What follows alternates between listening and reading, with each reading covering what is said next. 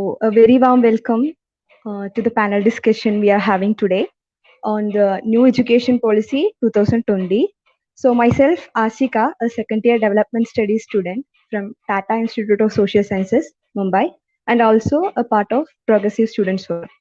So, for those who know what is Progressive Students Forum, we are a student initiative group in TIS Mumbai, and today we are having this session on new education policy.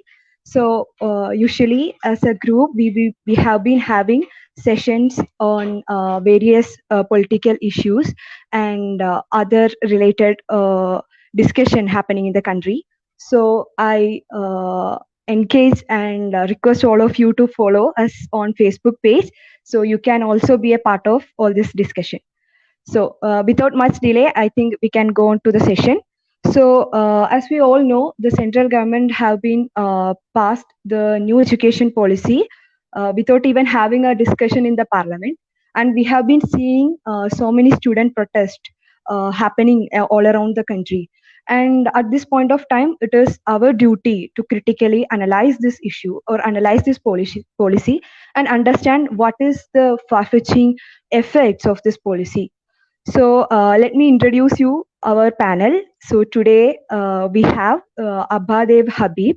Ma'am is a treasurer of Delhi University Teachers Association, and she is a former executive committee member of Delhi University. And currently she is working as the secretary of Democratic Teachers Association. And she's a well-known academician also. So I think we don't need much introduction for her. Then we have Professor Sachidanand Sinha sir, from the Center of Study of Regional Development from School of Social Sciences, JNU. And he's a well-known educationist in our country, and he have been following this policy even from this beginning, like when it was in its starting or in the draft. When it was a draft only, he started working on it and is an expert on this policy itself. So we are very honored to have you, sir. Then we have Abhishek Nandan, who's currently the student president of Hyderabad University, and he's a student leader in the country. And he will be giving us the perspective of a student on this policy. So I think we can directly go to the session. So for three of the panelists will speak, and after that we will be having a discussion. The people can ask questions, and the panelists will answer that. So I think we can start with you, Abba ma'am. Are you there? Yeah. Hello, ma'am. Uh, Hi. hi everyone, and I thank the Progressive Students Group and TIS to organize this. And it's very important. Policy document has come, and we need to look at it critically. As Anshika has said, this is our attempt to do so. And while you are reading the document, I will want you to understand. To understand how this policy will unfold, it is very important to study this document in connection with the manner in which the country and this education sector has been governed by the present day's government. And because we cannot understand any policy document in isolation. In isolation, some words may look very beautiful, but how they will unfold for the people, how this policy will unfold can only be understood if you look it in connection with what is our lives today, what is happening to the education sector today. And, the first thing which has angered students and teachers, educators around the country is the fact that this document has been passed through the cabinet while all colleges and schools have been shut down because of COVID. We are not void of framework in which education is currently taking place. There is a framework, education is taking place. So this emergency cannot be understood that the government uses pandemic period to pass a policy document. And why this is, why what I'm saying is important is because education is something which will affect each and every household. It will affect each and every family. So a document which has such a far-reaching consequences. It also has a consequence in the making of a country, how we will be after so many years if the education is put on a particular track. And you are passing using the pandemic condition. The government is using the pandemic to pass a document, and the only reason I can see is that they did not want resistance on the streets. They knew that teachers and students across the country, educators, have written, state governments have responded to the draft new education policy 2019, the document by Kasturi Rangan, and had given feedback. And they had opposed many recommendations. And instead of taking that feedback and using it to bring another document, putting it in the public domain, the government has today, the cabinet has passed a document which is directly has been culled out from the 2019 draft new education policy. And we see that maybe some words are missing, but the intention remains the same. And in fact, I will say that, many policies have been already put in place using UGC. And I'm going to say why this document today is, this new education policy document is being called new exclusion policy. So I'll just straight away now come to the critique of the document. And I want you to, as I've said, I will talk about what is currently the situation and also look at the recommendations and therefore make a connection as to how this policy will be pan out. Three, I will talk mainly about the higher education. So the three recommendation, why it is being called new exclusion policy is because, in 1986, when the new education, at that time, Rajiv Gandhi had brought education policy, the focus was access, affordability, quality, equity, accountability. And yet we see that after globalization, the kind of privatization which has taken place and where accessibility, affordability, equity all went into a danger zone. I mean, the government could not provide. But this document, today's document, does not even place focus on these words. The focus remains on flexibility, multidisciplinarity, skill development, ethics, constitutional value, Indianness, and so on and so forth. Three recommendations for higher education which will lead to exclusion are as follows. One, in 2019 draft new education policy document, very clearly it was said that we are doing education, higher education, in a very fragmented manner. And there are 45,000 units, and this number has to be brought down to 15,000. And let each unit expand, include more number of students. But this number has to reduce. It is very interesting, friends, that just as the cabinet passed a note, there was a document which was in circulation, which was of 60-page document. And even the reporters had it, ABVP people had it. I went to many discussions where that was the base of the discussion. I saw programs where Yogendra Yadav was speaking, that was the base of the discussion. And this 60-page document said 50,000 units education is happening, and now we need consolidation, which means that we bring down number, but we expand each unit. Now the thing is that if we bring down the number and expand each unit, one, has any study been carried out? What is the average size of these units today, as of today? And I want to tell you, for example, Delhi University, each college enrolls 3,000, 4,000 to 6,000 students. Okay, our biggest colleges are of the strength 6,000 and more. So how much more they can really take? So how much more you are thinking that each unit will have? Also, I mean, with limited resources, can you really expand much beyond? So if you will, even if you include more students, can you really compensate for 50,000 units? The answer is no. This means that educational institutions will be much removed for most of the people. This means that the parents will have to spend much more money to send their children outside to study from their hometowns, from their suburban areas, from their villages. Students will have to travel to elsewhere to take education. This itself is a formula for exclusion. I want to tell you, Delhi University gets students from across the country. But if you will look at who are these students who are able to move out of their households, these are people for whom the families can afford some kind of money.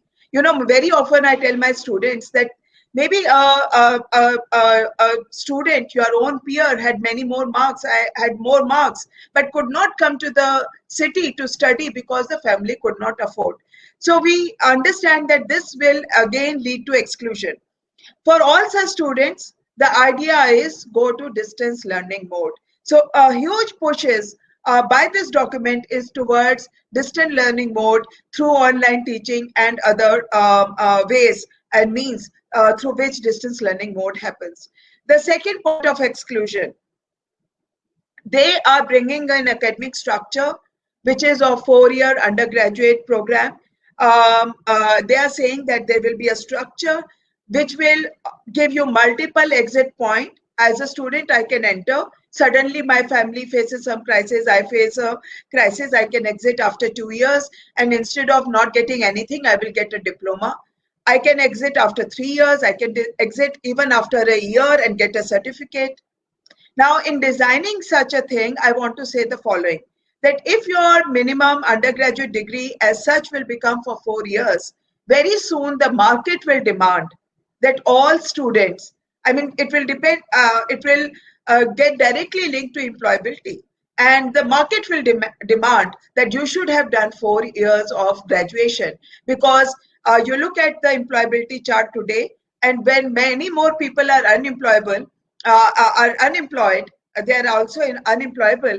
We see that even engineers are not getting jobs. We have PhD scholars not getting jobs. Then do you think that 1 year certificate course or diploma will really mean anything? If the minimum degree will become of 4 years, then that is the minimum which each parent will have to work towards. So this means 1 extra year of expenditure towards education.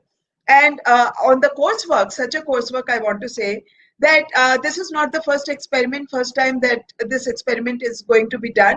In fact, today it has been brought for the entire country.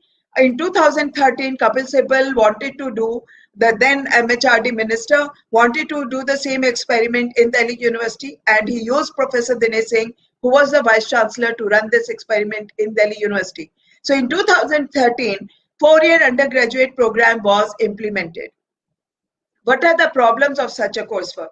If the same structure has to provide for 3 exit points before the final exit, then the educators are at a loss, because how will you utilize the time of the student? What all you should teach so that you can give a certificate course? What all you should teach so that you can give a diploma? Yes, I can make very meaningful 1 year course, 2 years year course, 3 years course.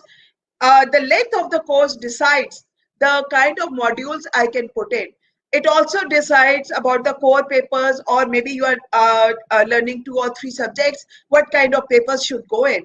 But if you say the same structure will lead to these multiple exit, and it is the choice of the student. So in some sense, you are saying that everybody enters with the idea that they will complete 4 years. And it is because of the conditions that I move out. Then this means that the whole structure is very loose, that it wastes the time of the student, because you cannot do anything useful out of this. Okay. Yes, there are integrated courses. 3 years and 2 years basically runs on BA plus MA kind of situation. That is perfectly fine. But to have a multiple thing and say certificate, diploma, then 3 year graduation, then a 4 year, that doesn't work. And in 2013, when this course was being implemented in Delhi University, teachers voiced their concern. We fought, but we did not win. And this was implemented, it was pushed, it was imposed on us. It is only when the students came into the unit and they were pushed into FIUP, they saw that their time was being wasted. So the additional year, the 4th year, went into a very lukewarm courses. Everybody had to do maths, everybody had to do science. And if you say the same module, it is one thing to tell me that you have to make a module on maths for sciences. You have to make module for maths for humanities, social sciences. Okay, I can do statistics, probability much more there. I can do one kind of things here. How many maths modules I should give to a science student, that will also decide on the course content. But if you say the same module, maths module will be taken by a Sanskrit student, will be also taken by a physics student, it is a disaster. People have already made these choices in class 10. I cannot push my own child to do maths if he or she has decided not to do maths. And everybody was depressed. Students were depressed. They saw that they are spending more money on a meaningless coursework. And then there was a revolt. And in 2014, there was a popular movement by students and teachers. And because it was near the Lok Sabha Chunav, all political parties responded to it. And when Modi's government came in 2014, Smriti Irani responded to it and it was scrapped. Today, we are going to run this experiment on the entire country. So we are going to bring very bad structure.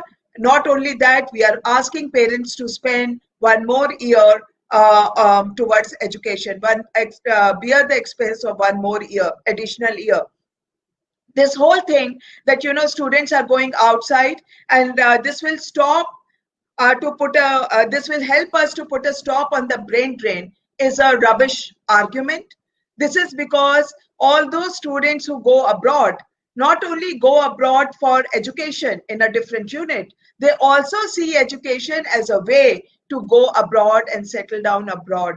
And how many students go abroad? It is only 0.05%. So are you willing to change the entire setup of the country, push many crore students, many lakh students every year to take a 4-year undergraduate program because a minuscule who wanted to go abroad? Out of that, a very small fraction can be kept inside the country. This is completely unacceptable. All those students who want to go abroad generally do MA, 1 year of MA, and they go abroad.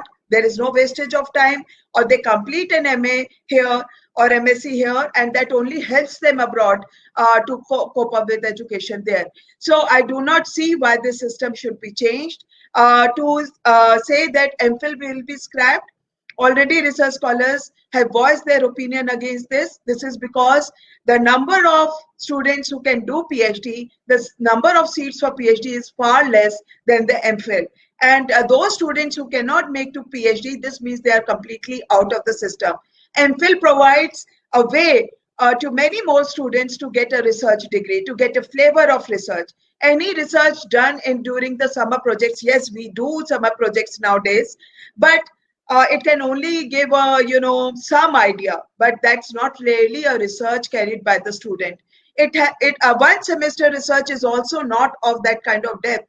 MPhil provides a way to get the first kind of flavor of research degree, what research will really mean. And students make up their mind whether they want to proceed with research or not.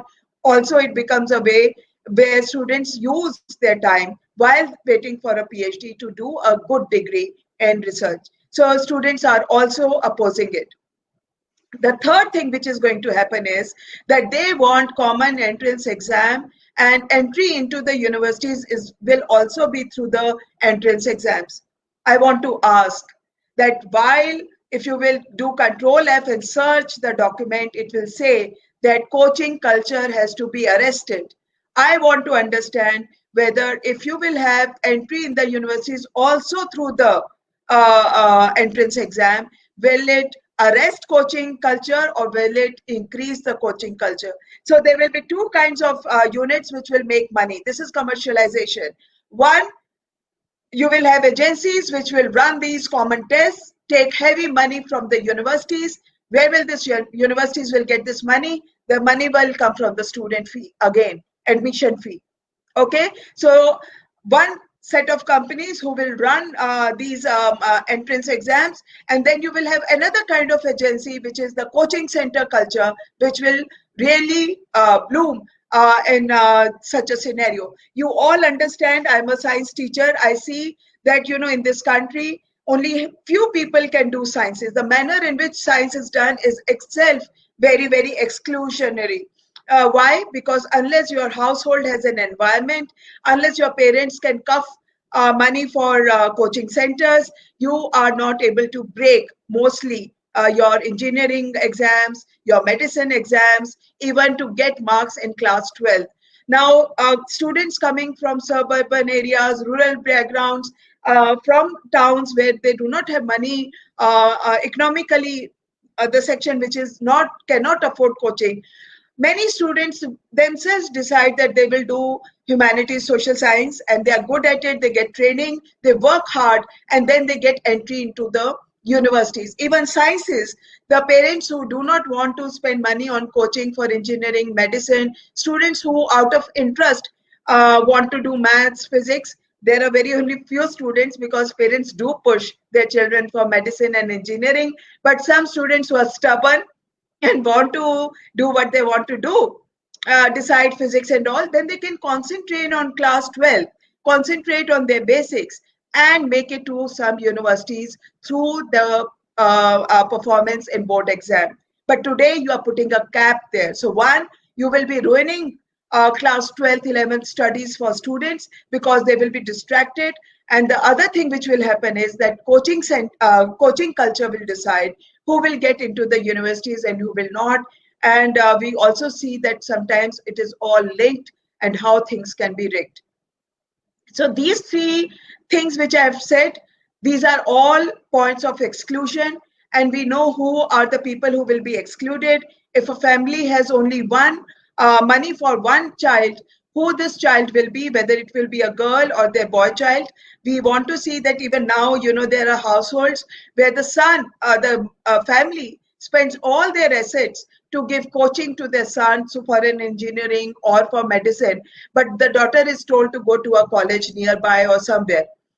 With this kind of thing, I think the dropout rate is just going to increase. So what will happen to women education? How many parents will be able to send their daughter to a different city to study and spend money on that child, as well as so all these are exclusion. What will happen to Dalit Bahujan students? What will happen to all students who are marginalized, who are coming for disadvantages background? So this is a formula. 3 points I have given you is a formula for exclusion. This is how it will pan out. The next thing which I want to say is that they want to say, this policy says that 6% of GDP we will put in higher education, in towards education. I mean, I think it is a matter of great shame. Why I'm saying it, that in 1968, Kothari Commission, many decades ago, promised 6% of GDP expenditure towards education. And government after government have failed to deliver. This government has reduced contribution towards education. It has only hovered between 3 to 4%. You did not need, the government did not need a education policy document to decide on a 6%. And please, I am not ready to listen to anybody who says that the government does not have money for expansion. I'm not ready to listen to Nitin Gadkari when he says that go for self-reliance. I'm also opposing the government giving money to institutions through loans instead of grants. This is what this government has already done. In 2016, the finance minister, and these are all, I mean, it is for a teacher, it is a matter of, for us, it is a matter of great, anger. We are dismayed that all important decisions about the education are being decided elsewhere, I mean, by them in a very centralized manner without, we don't even come to know that this is the next policy and are being announced through the finance ministers during the budget session. It is Arun Jaitley in 2016, he declared institution of Higher Education Funding Agency, and today university like GNU has taken 450 crore rupee loan from HIFA. And if you will Google, you will see articles where they explain how this HIFA will work. They say, okay, if an IIT has to set a nanotechnology lab, they can take 100 crores from HIFA. This can be, incorporated into student fees, and in 10 years, the university can repay this loan.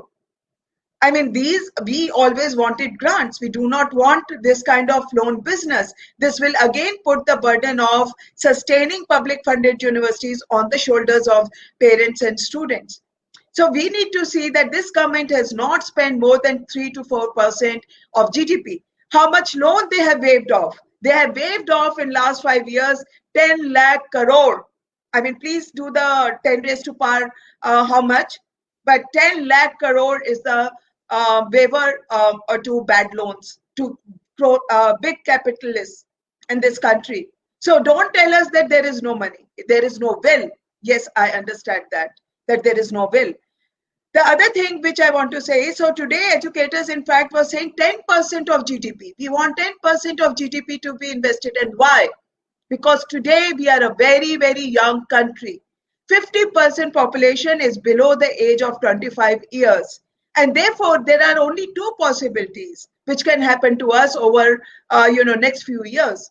Either we become a market, a huge market of cheap labor, or if we invest in education, if we strengthen public funded education system, school and universities, then we can become a space of knowledge production. We can create new things. We can do better research. We have such a huge base of human beings, and we can use their innovation, their ideas to take it forward. But this is not the intent of the government. You have to see how research grants have been stopped over last few years. What is the status of research grants? Research scholars will be able to tell us that how their scholarships are not coming at a constant, they do not get scholarship on time. Now, through all this, who is going to get excluded? It will be Dalit, Bahujan and women students who will be left out. So this is an exclusion policy. 6% is not enough. 6% no government has been able to reach, but even 6% on a policy document today is a bad idea. We are bringing this policy document after decades. The last one was 86. Some amendments were made in 92. But after so many decades, the policy document comes and it does not look at the aspiration of people. It does not respond to gross enrollment ratio. It is a sad situation to write that by 2035, we will reach a gross enrollment ratio of 50%. Is a joke. Yes, they will reach, but through which mode? Not through regular education. They want to they have used pandemic to push for online teaching learning. They are not looking at the surveys produced by DUTA, by Hyderabad University, by independent agencies to see by the news articles which are saying that online education has failed its students, that we are not able to reach, that connectivity is a poor thing. Only so many people have laptops at their places or computers at their places. Most of the students are stuck to the screens, small screens. We had recently there was an report how a poor man had to sell his cows to get a smartphone for the children for online teaching. In this country, you want to give a push towards distance learning mode through MOOCs, open courseware. Now, the thing is that even if the government puts some infrastructure for this, are the two forms of education enjoy the same parity? The answer is no. Whether it is here or whether it is abroad, regular people coming from regular education systems are always taken to be above, far above. When it comes to employment, they are treated above those who are getting same degrees from distance learning mode. Why? Because when I go to school or college, there is a holistic development.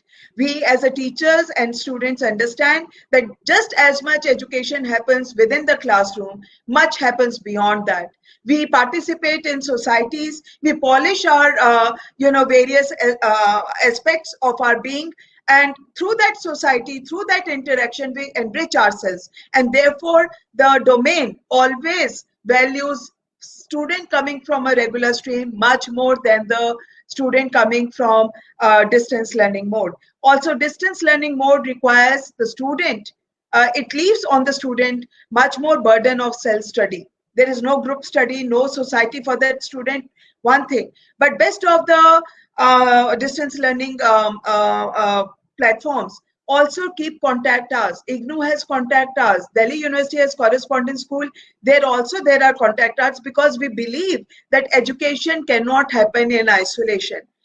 So this whole push towards, if they think that they will take the gross enrollment ratio to 50% through distance learning mode, I see again it as a formula of exclusion, because who are these students who will be pushed to distance learning mode is for anybody to see. Even in school education, they say that there is a need for consolidation. There are too many schools with one teacher. Now, I want to tell you that this is by design and because of the government rules, that over 60 students, there will be only one teacher. So in many villages, in suburban areas, you have small school where one single teacher looks after a child who is in class standard 1 to standard 5 to standard whatever. Now, instead of strengthening them, you are saying that we will consolidate, give them governance structure.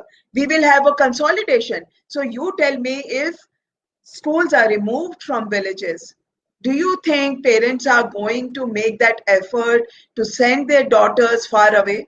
You know, I had gone to a meeting organized by Haryana School Teacher Association, and I'm very grateful to them, because I've been brought up in Delhi, and I have never seen these kind of problems, and sometimes one misses on understanding how our people are managing in this country.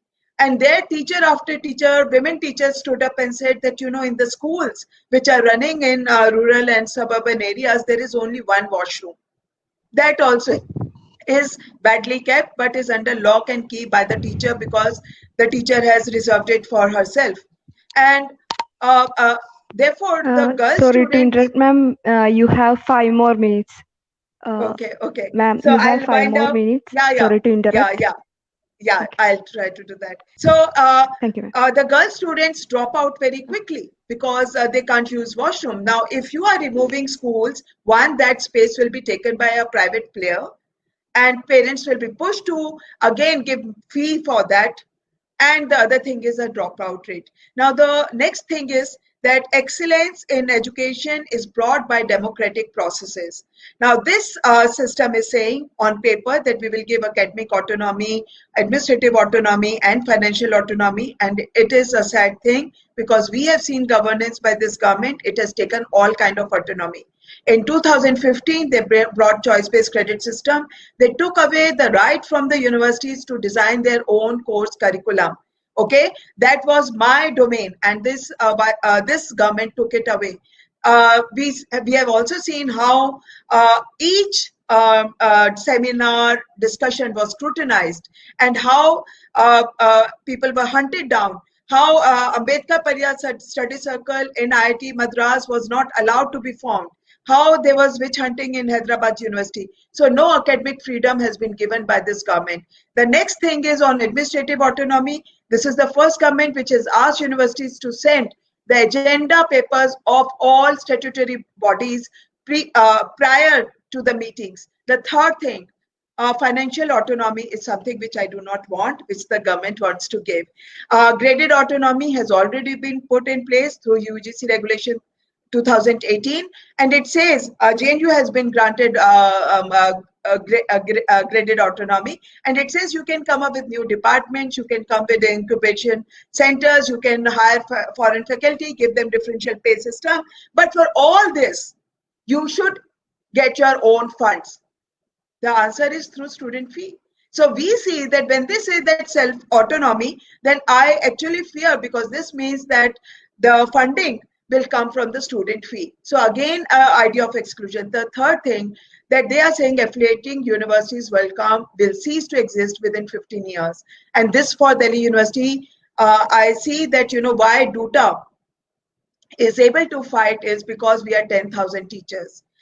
We have over 70 colleges, 56 colleges of undergraduate programs and all, where social science and humanities is taught. And at any call of DUTA, thousands of teachers come on the road. We work as a one unit. A smaller unit, unitary systems, unions find it very difficult to survive. We have also seen that, the older universities like JNU, Delhi University, Delhi University was set through an act of 1922. And we have a very liberal act, a very democratic act, where authorities are your statutory bodies, where teachers either go themselves or find representation through elected members, through by rotation, through deans and heads. Now they are saying that each unit will be under board of governors, which is a very closed system, 15-20 people deciding on all the policies. So teachers will be kept out. They are saying there will be one cadre called teacher and another called leader. And I want to ask, who is the leader today? Leader is a person who aligns with the authority and becomes their loudspeaker. So this is how they wish to run, and this means that the democratic processes in the units will be sacrificed completely, will be done away completely, because government after government, and especially this government, sees democratic processes as a way to, stop the onslaught. So I will finish here because my time is up. But maybe through answers, I will question answer round. I will take up few more issues. Much is to be said. Much remains to be said. I am sure Sachidanand will take up the Yeah. philosophy of this. Okay, thank you. Thank you very much, ma'am. That was a very extensive analysis, and actually, you told us how it is actually a formula for exclusion. So, I think now we can move on to Professor Sachidanand Sinha. Sir, you're on. Thank you, Progressive Students Forum, TIS, for inviting me to share my views on the new education policy 2020. Let me agree with each and every point that Abha just presented, and I think there cannot be two opinions that this is a document uh, right from the time that it was presented in the draft form by this government. That was last year, and even before. I think the efforts of the international corporate bodies through WTO, through World Bank, and through various agencies, and also universities abroad. Those who were interested in finding places, a foothold in a country like India. India, of course, is the most attractive destination because it has got huge, what we call is a demographic dividend, or maybe the population in that particular age group, where they see that there is a lot of scope to earn money, to make profits, right? So attempts were being, I think when we were in Fitkuta about 7-8 years ago, 9 years ago, we were fighting this issue of education becoming a tradable commodity internationally, and we wanted to we wanted that the moment it becomes a tradable commodity, it's going to become far more inaccessible, and it's not going to help a country which is like India and most of the developing countries.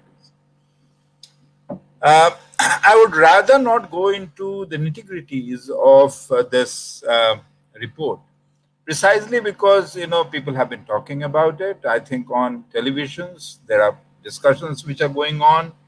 There are people who are going gaga because they are saying like everything has happened for the first time, uh, and they have been saying, okay, there are so many positives, so it's a very progressive idea.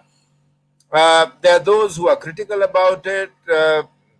I think, let us try to, and I'm not going to balance it. I'm going to take a position which perhaps is not so well stated, on which the document remains silent. And that is where, the real intention of the government, the ruling classes, is located. I mean, that is where perhaps you can see as to what is really driving this entire draft policy of 480 pages and the 60 or 68 pages or 63 pages of the final policy. As Abha said, that the two documents are just a kind of you know, it has been summarized into 80 pages. I mean, there's hardly any difference between the two. The 480-page document was at least trying to argue certain things. This one doesn't even do that. It says, in sugar-coated words, it tries to sound very, very magnanimous. Some people have said that, one thing that this document promises is that it promises too much, and that perhaps it will not be in a position to achieve them. Education policy after education policy, governments do promise so many things. People have the opinion that this is just a policy, this is not a law, so there is nothing to bother about. We can still go ahead with it. But the changes which it is this particular policy is going to bring about, precisely because of the fact that there is no vision that this particular you can look at the earlier two documents, the policies, education policy. There is a fairly good amount of debate as to what needs to be done. You can have a position which is for it or against it. But this one doesn't even have a half a page on the vision, not even half a page, or rather it has got about 4 or 5 sentences. And somebody can say, well, it has stated its intentions very clearly. Now, what are these? Abha said that this new education policy is not a new education policy, it's a new exclusionary policy. Fine. And I have full agreement with that. Basically, I would see this as a kind of a combination of 3 important aspects. This document is a product or an outcome of this. In the name of what it suggests, that India has a tradition of being a knowledge producer, and that while the other parts of the world were still in the stages of collection and gathering, we had such great civilizations and universities, half a dozen of them that we keep naming. Our past is past, however glorious it may be, but we did create a highly unequal society, for the reason that it really created a kind of a structural hierarchies which were so rigid that under no circumstances, as somebody says, you can change your religion, but you can't change your caste. So you have that structural rigidities, which in fact, so you had a knowledge system which you take pride in, and you also have something that has followed, that is a highly unequal system where little mobility is possible, because you are cloistered into a combination or maybe a larger web of disabilities. So the largest set of the population, whom we call the Bahujan, the major segment of India's population, which is which also includes the scheduled castes and the scheduled tribes, a large number of the OBCs, whatever nomenclature that we may use. This document doesn't even refer to these categories, which are constitutional categories, at least as scheduled castes and the scheduled tribes. Rather uses a term which it says socio-economically disadvantaged groups. Well, it wants to create everything for the first time. It wants to enlarge that deprivation and the dimensions of deprivation, but it has very little to say as to what it is going to do about historical, social, and economic marginalization for a large set of population whom we have always discriminated against, precisely not because they are just economically backward, because and more so because they have been socially, there is a continuous process of stigma, there is a conscious process of deprivation and isolation.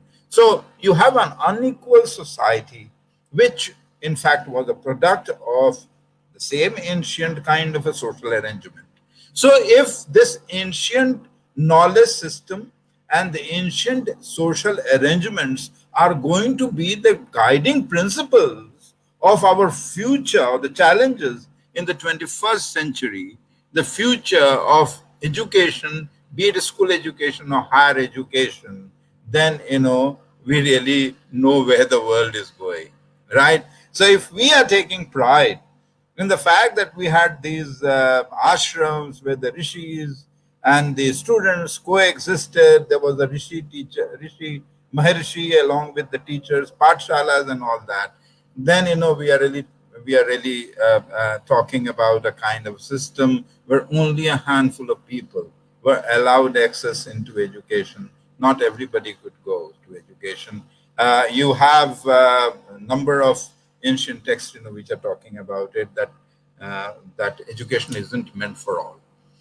So you have a situation where education is not meant for all, and this government says, this document says that this is going to enlarge, this is going to have inclusive education, and one of the key elements of inclusiveness is that that the education system should be developed in a manner where child is gradually initiated into the education system so that it can perhaps stay longer and produce, become part and parcel in knowledge production and learning and so on and so forth.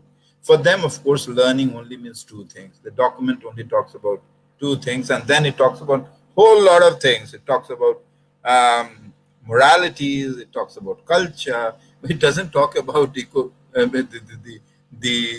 environmental issues. There's not even a single mention of the challenges before the community society globally, but it talks about so many other kinds of moral principles, values, etiquettes, respect for this and respect for that, and so on and so forth. It doesn't talk about the dignity of labor at any stage. So it says that so that's one which I said, that you have an unequal social structure, which becomes the kind of inspiration, where there is a justification being seen in the kind of a hierarchical structure that we have, and that needs to be reinforced, which I would call a neo-Brahminical framework of education. So you have the neo-Brahminical framework of education. Then you have, and I'll elaborate upon that, then you have a situation which in fact is globally obtaining, and India is certainly not in isolation, and it has been going on for fairly long. I mean, in India also, we had a long 200 years of colonial rule where our resources were plundered by the colonial rulers, and then, in the last 70, 80 years, while we started consolidating our resources, we couldn't really stop. Not that, but this government, and especially after the neoliberalism, जिसको हम नौ उदारवादी policies कह सकते हैं या दृष्टिकोण कह सकते हैं. So in this neoliberal kind of an atmosphere, people are gradually being dispossessed from their sources of livelihood. So what you have a situation where the aspirations of the global corporate, in the kind of a situation that it existed prior to 1980s Thatcherism and Reaganism, was not in a position to, or was not happy with the amount of profit that it was in a position to make. So it wanted to create a kind of situation, it wanted to enter all those areas, which perhaps were, until then, to some extent, not everywhere in the world, was dependent on public funding. So therefore, it was very well stated by them, well stated in the sense that, they would like to project their idea that, the state should not be spending time and resources. You have meager resources, so might as well do something else. You have so many other things to, might as well buy arms, and don't think about the schools and colleges. Leave it to the private sector. So privatization in India, in one way or the other, whether we call it voluntary or the philanthropic organizations, community-based organizations in certain parts of the country. Yes, when they were being excluded, people did come together in order to start schools for themselves. It was a kind of a great struggle. It was a symbol of a struggle in Kerala, in different parts of the country. It was certainly against the Brahminical exclusionary kind of a motive where not everybody was meant to have access to education. So you have that. You have the neo-Brahmanism, and then to mix with this, and which I call is a very unholy and within course miscegenation between. It's a marriage. It's really between the neo liberal philosophy and the neo-Brahmanism. So the two have come together in order to create the third, and that is this education policy. This education policy, perhaps, therefore, responds to and largely responds to both these conditions. And the corporate world, the global corporate world, is certainly not interested in these smaller things. Who goes to a school, who doesn't go to a school. What it is really interested in, where do I get my cheap labor? So therefore, this the two combine in order to create the third, that is where India becomes a source of cheap labor. Cheap labor, which will now be available for the international market, which will enable our country to compete internationally in providing and producing, or India becomes a kind of a destination for all those manufacturing and services which we can perhaps support with the huge base of young population. But this young population would become enslaved. So therefore, you have a new variety of neo-slavery. So you have neo-Brahmanism, you have the neo-liberalism, and you have neo-slavery. So we are now moving into the domain of neo-slavery. And this document is a sure statement for creating slaves for all times to come. How? It says ECCE, that is Early Childhood Care and Education, has been missing from the government agenda, has been missing from the effort of the government, and that perhaps goes on to explain as to why children do not stay for a long period of time, they drop out. Yesterday, I was speaking somewhere and I had the privilege to listen to Anil Sadgopalji. He has been such a great crusader of academic freedom, of academic equality. He has been fighting. I mean, I had too many questions in my mind which I wanted to share, and I think without even I asking him, he was in a position to reflect upon quite a few things. Now I have the clarity to see. While I knew and I was really constructing these three things, and I have been constantly writing about them in different newspapers and different journals, but I was not in a position to connect the thread. Now, Sadgopalji helped me in connecting the thread. What is it? What are the threads like? It says we will contain dropout, we will ensure longer innings for children in schools. Of course, there will be vocationalization after class 10th. The children will have the option to go up to class 10th and drop out, or move out, or opt out rather.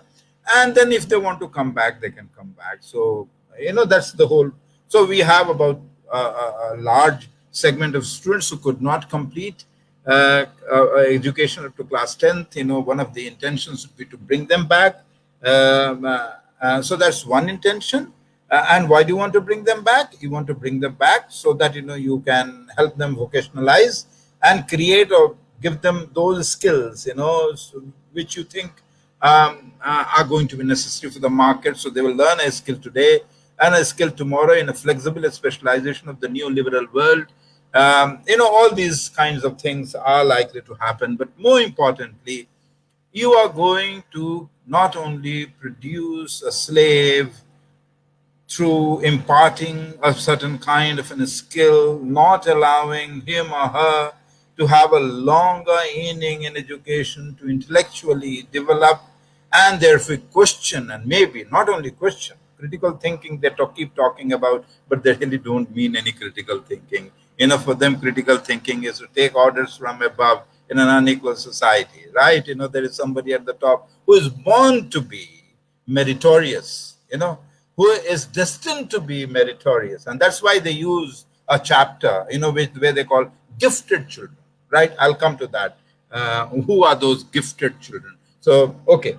So in the ECCE, while, you will not only be producing, but you will be conditioning the children as early as at age 3 through these what we call education in the pre-primary stages, not enabling them to in preparing them for school education, because the content of the school education is also going to be significantly modified now. So you will be talking about as to who you are and what are your uh, what is your destiny. So you are going to really put things in the minds of students at such an early formative stages. So you have conditioned the mind for all times to come.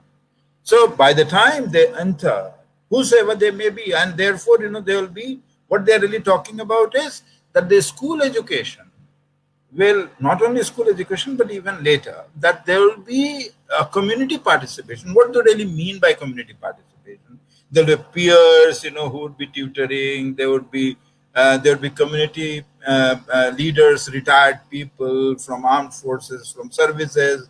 They will form a kind of a volunteer groups from this way, that way. This, there will be social or civil society, in what manner, with that civil society and community participation in the name of democratization. So they will be the ones who would be helping, and they really don't make any commitment. They only make a commitment that, okay, there are so many thousands, or maybe whatever is the number of vacancies, they will be filled up. These people who would be working in the Anganwadis, they are certainly not qualified. They also know, and they cannot claim to be. So they will be given one kind of training, or whatever, through distance mode, or maybe through packages of the small 6 months, a year diploma. I have absolutely no problem if a lady who is looking after Anganwadi also develops skills, to help. But teaching at an early stages is far difficult than helping students learn, understand their mind at such formative stages. I think, if I have put in about 40 years of my life in teaching. If I am sent to a nursery school, I am surely going to be a huge flop. And therefore, it requires a very specialized kind of teaching. Now, and therefore, these civil societies of the kind, let us understand, and this is what Anil Gopalji told me yesterday, where are the NGOs left now? And one of the most important casualties of the last 6 years is that, in all non-governmental organizations, such as, other than those, which perhaps is supported by the state government in power, or the political persuasions in power, but for them, all others have disappeared. I mean, they have lost their places because there's no funding given to them. So many of them have been blacklisted. So what is left is, you are left with a handful of people. Abha was talking about 6%. They will increase it, and this what I was really, they will increase it, because the state would now pay volunteers and these large extra state operators outside the education system, who would be extremely heavily, sitting down on the neck of the education system for times to come. So you will have the difficulty of the same kind, where it will be extremely Hello, difficult. sir. Yeah, yeah. You have 5 more minutes. Okay. Sorry to interrupt. Okay, so you will be Thank you, difficult. sir. You will have difficulties breathing. Exactly what really happened in America with that black a gentleman. I'm sorry, I'm using a black gentleman. I don't know whether it is right for me to be using that term. Anyway, so you have the ECCE, which will in fact condition your mind. The moment you show promises or you move ahead, and by the time you have completed 2 years of first and the second, there will be a third year. Before you enter the third year in school, there will be a kind of assessment. So what Abhaji was saying, this is the first stage of exclusion. So assessment will be there at the national level. Again, there will be assessment at the 5th class. There will be assessment at the 7th class. There will again be assessment at the 10th class. So far, we had a policy of no retention. Good, bad, whichever way, but I think teachers, if they really followed internal evaluation or continuous evaluation, and teachers are capable, if they are capable as teachers, then they can do that. And if there are no capable teachers, develop those capabilities with the teachers, rather than play with these structures which have provided a certain amount of access, whatever be that semblance or illusion of access. But this illusion of access has certainly done one thing, that it has certainly enabled whatever small number of earlier historically deprived population to at least become 10th pass or 12th pass, enter colleges, with whatever reservation policy that, and there is no mention of the reservation policy, there is no mention of a progressive and a liberal, what we call, this scholarship policies and so on and so forth. So there will be a competition for scholarships and so on and so forth at the college level. I think I will leave that college level part, and if there are questions and answers, I will certainly respond to them. The moment you enter after class 6th, you'll be asked to move into a kind of what you can call is vocational education. So what vocational education really means, there is a big framework of skill development framework of the government of India. It also says that the skill development framework will finally be dovetailed with your university and college curriculum, school curriculum. So therefore, it states very clearly that historically your caste occupation, in which you have been, by virtue of the fact that you've been part and parcel of a certain family, have had the exposure from parents, from peer groups, from relatives, to becoming a blacksmith, you will be having the talent, that giftedness in those areas, and therefore you will be asked to move into those areas. Okay, because you can do that. A washerman can do that. The girl can perhaps make dolls. So there will be diversity of those occupations without, you will be asked to, in fact, prove your worth there. If you can't really, if you are unable to compete after class 3rd or class 5th, the open distance learning schools will be there. Abhaji has talked about distance learning and open learning. Prime Minister Modi has already stated that online education is going to be the thing.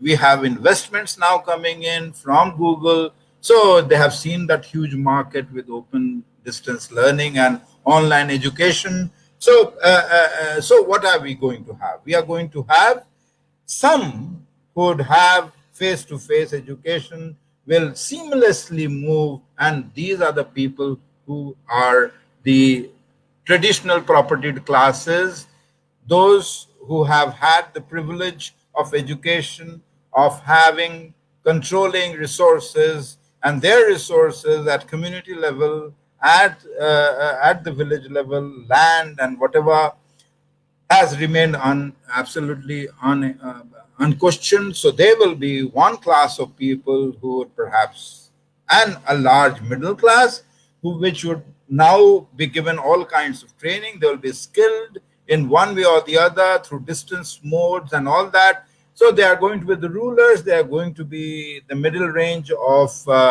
so-called skilled workers for the international market. And there would be a large segment of those who would be enslaving themselves to the rest of the population. The traditional enslavement culture would be there. There would be no, because you can see that. You can see that. Haven't you seen that? All these rules, labor laws have been diluted. Haven't you seen that? The Environmental Impact Assessment Act, has been placed during this pandemic. Aren't you seeing that? This. So you can see this, and this is not only happening in India. There's a massive destruction of natural forests taking place not only in Brazil, but it's also taking place in the heart of United States of America during this pandemic, right? The extensive juniper forest has been completely destroyed for the ranchers. So you have this kind of a situation, which in fact, which David Harvey has been talking about, that there would be dispossessing people of their livelihoods. So as long as you have the livelihood, you control your sources of livelihood, then you cannot be enslaved. That they know it very well. So if you have to be enslaved, disempower you, disenfranchise you. You have the NEP, and you have the NRC, and you have the NIA, and you have these labor laws. All these will combine in order to put you in a kind of a bracket where you would be only taking orders, or you will tend to perish. So we have recreated through this, whatever it may mean in India, we have recreated a classical, unequal society, which in fact will systematically not allow, systematically deny whatever mobility that you can perhaps think of. Lastly, let me just put the last line. People were, this is what I have been hearing all through, 40 years, even in classes where we have our open discussion. They say reservation has created, inefficient people, efficiency. I really do not know what this efficiency term means. I have been a student of economics a little bit. Of economics, I understand. I've been a student of whatever social science, and we cut across. I do not understand what is this efficiency all about. If I can produce 10 tons of, or whatever, 5 tons of barley to sustain my family, I would not like to give that land, in the name of efficient production, to paddy, because that will leave my family famished for the rest of my life, because I will not get the right price. So what is the trade-off? The trade-off is between becoming a kind of a high productive kind of a farmer to a sustainable farmer who perhaps is trying to manage local resources. Now, all these systematically have been taken away. Water is being taken away. Your land is being taken away. The connection between your community and the forest is being systematically destroyed. So all these things, I've been working in certain parts of Manipur, and I see, there is a complete destruction of the Jhumars, who earlier were happy. Now they are unhappy. And the story is much bigger, and this is not the occasion to talk about that. So lastly, what I'm really talking about is that, and which I keep saying, the ruling classes have not been happy with whatever education system that they criticize. I'm not a fan of the education system that we have had, but I'm certainly a product of that. And I can tell you that I'm here because, I had that very inefficient, very bad education system where the roof of the classroom would leak, and there will be a rainy day declared because, we didn't have the right kind of infrastructure. There was just single teacher, but then that single teacher would somehow come to my home and say, homework kiya ki nahi kiya? Badmashi karte ho, pitai hogi. So whatever be that, whatever be the nature of that infrastructure, some of us studied because, we went to schools which were free. Some of us came to universities because, we didn't have to pay so much money. We could perhaps stand on our feet and now say, okay, now we can also be like the propertied classes. No, we don't have to behave, but we can at least share the power. Now, this power structure, which in fact, in the last 70 years... Sorry to... sir, one more minute. Yeah, 1 minute. Sure. So this power structure, which has been completely altered because of whatever excess that we have had, is something to the liking, is not to the liking of the Brahminical classes. So therefore, you have to fight Brahmanism. You have to fight neoliberalism. We have to fight this new education policy. We have to fight all those alterations which the state is bringing at the time when people are trying to save their lives, where thousands of migrants have completely been rendered homeless and famished of no jobs and so on and so forth. They walked thousands of miles, many of them perished. We have no time to think about them. We are talking about these policies. This is what the nation is all about. Is this nation talking about people, or it's talking about a certain class of people? Let them be told that their superiority cannot stay for long, precisely because you cannot leave majorities famished and enslaved. Things have changed. They are still living 2000 years ago. Let them be happy, whichever class that they are. But I'm sure, the new generation, the young generation, with whatever exposure of education that they have had, I think, this online, which in fact they want to subjugate through, this online can become our savior also, because we can reach every homes and talk about it. We can certainly knock at the doors of people. We are for democratic discussion.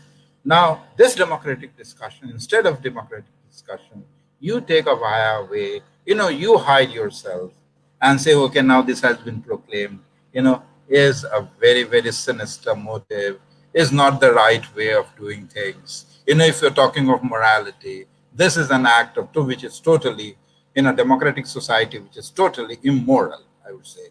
Thank you very much. Thank you for listening to me patiently. I think I've just Thank taken 25 minutes of my time. Thank you Oh, very much. it's all right, sir. It's all right. Thank you actually for actually saying how this sugar-coated document is actually all about the combination of neoliberalism and neo-Brahmanism, and how it is not we shouldn't kind of analyze this as a single document, but we have to put it in a framework where so many policies have already been passed out in this during this pandemic, and also in a global perspective. Thank you so much, sir.